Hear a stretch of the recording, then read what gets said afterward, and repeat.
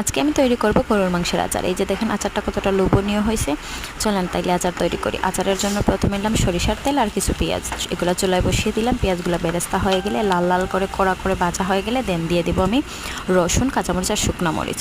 তারপরে আমার হাতে তৈরি পাঁচফোড়ন। আর মাংসগুলো আমি সিদ্ধ করে নিয়েছি শাহি গরুর মাংসের মশলা দিয়ে। হাড় চর্বিওয়ালা মাংস হলে হবে না, ফ্রেশ মাংস হতে হবে।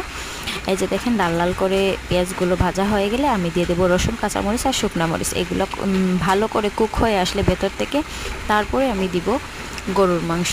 গরুর মাংসগুলো হাড় চর্বি সহ মাংস নেবেন না, ফ্রেশ মাংস নেবেন। আর শাহি গরুর মাংসের মশলা দিয়ে আমি সিদ্ধ করে নিচ্ছি। আপনারা চাইলে গরু মশলা দিয়েও সিদ্ধ করে নিতে পারেন।